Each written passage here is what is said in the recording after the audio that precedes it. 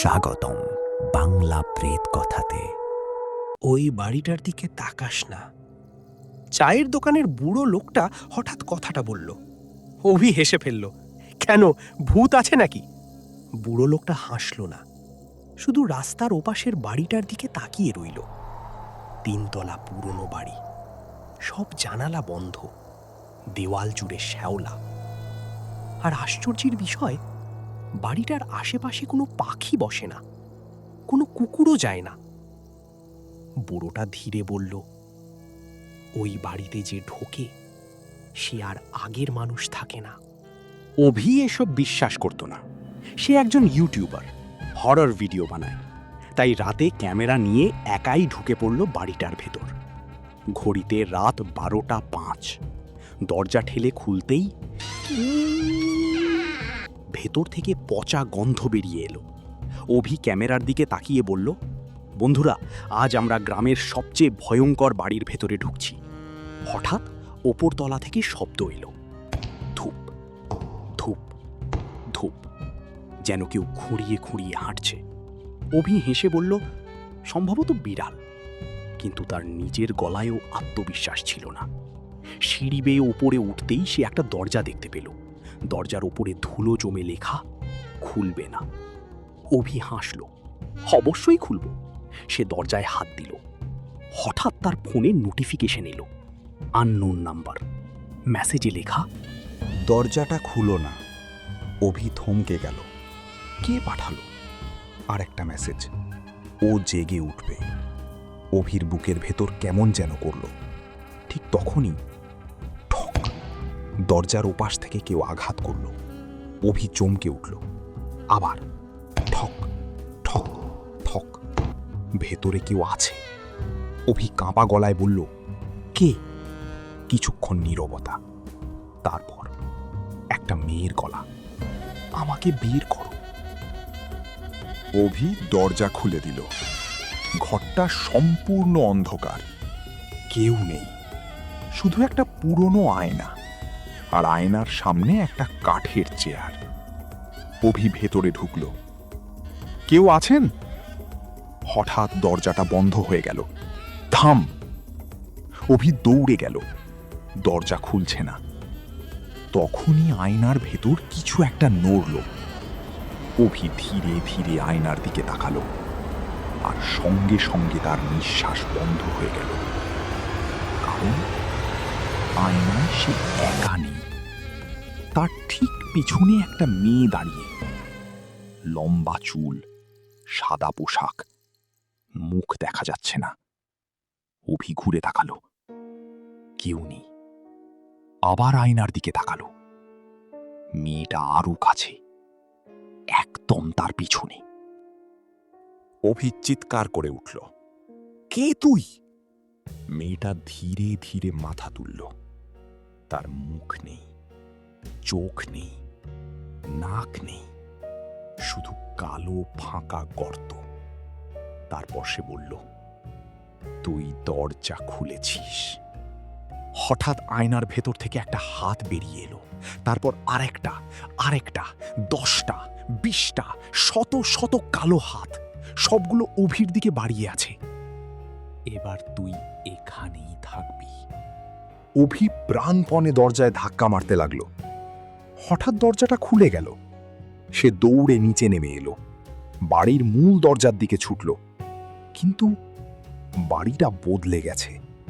যে করিডোর দিয়ে সে এসেছিল সেটা নেই। চারদিকে শুধু অন্ধকার, আর দেয়াল জুড়ে অসংখ্য আয়না। প্রতিটা আয়নায় অভি নিজেকে দেখতে পাচ্ছে, কিন্তু একটা আয়নায় সে হাসছে, যদিও বাস্তবে সে হাসছে না। অভির বুক ঠান্ডা হয়ে গেল। আয়নার ভেতরের অভি ধীরে ধীরে বলল, তুই অনেক দেরি করে ফেলেছিস। তারপর সব আয়না একসাথে ফেটে গেল, ঝনঝন ঝন। অন্ধকারের মধ্যে শত শত হাত অভির দিকে ছুটে এলো, আর পুরো বাড়ি কাঁপিয়ে একটা বিকট হাসি ভেসে উঠল। এবার তুই আমাদের।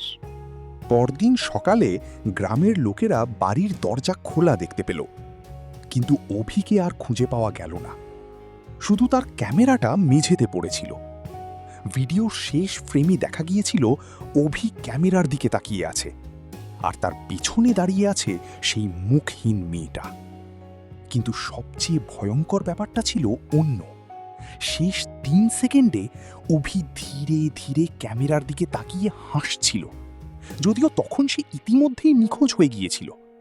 ক্যামেরার ভিডিওটা গ্রামে ছড়িয়ে পড়তে বেশি সময় লাগলো না।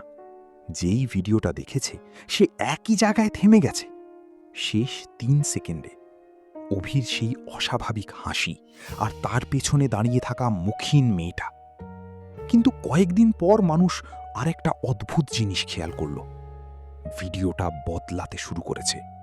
ভিডিওটা শেষবার দেখেছিল গ্রামের স্কুল শিক্ষক রতন বাবু। তিনি ভিডিও থামিয়ে জুম করলেন, অভির ঠোঁট পড়ার চেষ্টা করলেন।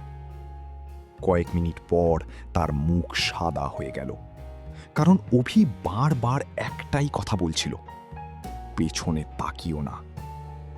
রতনবাবু ধীরে ধীরে ঘুরে দাঁড়ালেন, কারণ সেই মুহূর্তে তিনি অনুভব করেছিলেন তার পেছনে কেউ দাঁড়িয়ে আছে। সেই রাতেই রতনবাবু নিখোঁজ হয়ে যান। শুধু তার মোবাইলটা পাওয়া যায়, আর মোবাইলের স্ক্রিনে সেই একই ভিডিও চলছিল। তবে এবার একটা নতুন জিনিস দেখা গেল। অভির পাশে আর একজন দাঁড়িয়ে আছে, রতনবাবু।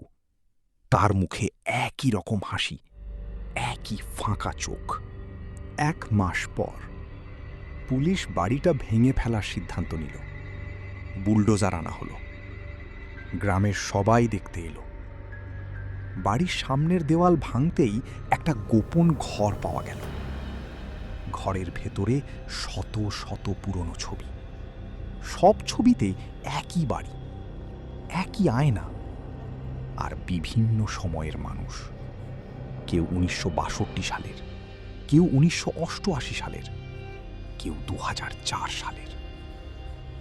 সবাই নিখোঁজ, আর সবার মুখে একই হাসি। পুলিশের একজন অফিসার ছবিগুলো দেখতে দেখতে হঠাৎ থেমে গেল। দেওয়ালের একদম কোণায় একটা পুরনো কালো সাদা ছবি, তারিখ লেখা 1931। ছবিতে বাড়ির মালিক, তার স্ত্রী আর তাদের ছোট্ট মেয়ে। অফিসার ছবিটা হাতে তুলে নিল। তারপর ধীরে ধীরে নিঃশ্বাস বন্ধ হয়ে এলো, কারণ ছবির ছোট্ট মেয়েটার মুখ নেই, একদম নেই, যেন কেউ জন্ম থেকেই তার মুখ মুছে দিয়েছে। ছবির পেছনে লাল কালি দিয়ে লেখা ছিল, যেদিন আয়নাটা এসেছিল সেদিনই ওর মুখ হারিয়ে যায়। সেই রাত বাড়িটা পুরো ভেঙে ফেলা হলো, আগুন লাগানো হলো। সবার মনে হলো অভিশাপ শেষ। কিন্তু আগুন নিভে যাওয়ার পর ধ্বংসস্তূপের নিচে একটা জিনিস অক্ষত অবস্থায় পাওয়া গেল। একটা পুরনো আয়না, একটুও পড়েনি, একটুও ভাঙেনি। আয়নাটা শহরের একটা গুদামে পাঠানো হলো, লোহার বাক্সে বন্ধ করে রাখা হলো। সবকিছু স্বাভাবিক, প্রায় 6 মাস। তারপর একদিন গুদামের সিসিটিভি ফুটেজে দেখা গেল, রাত 3:03 আয়নাটার সামনে একটা ছায়া দাঁড়িয়ে আছে। কয়েক সেকেন্ড পর ছায়াটা ধীরে ধীরে ক্যামেরার দিকে তাকালো, আর সবার শরীর ঠান্ডা হয়ে গেল, কারণ ওটা অভি, যে 6 মাস আগে নিখোঁজ হয়ে গিয়েছিল। সে ক্যামেরার দিকে তাকিয়ে হাসল, তারপর ঠোঁট নাড়ল। আমরা এখন অনেকজন। এরপর পুরো স্ক্রিন কালো হয়ে গেল, আর সেই রাত থেকে গুদামের 4 জন নিরাপত্তারক্ষীও নিখোঁজ। শুধু আয়নাটা এখনো আছে, নীরব, অপেক্ষা করছে পরের মানুষটার জন্য।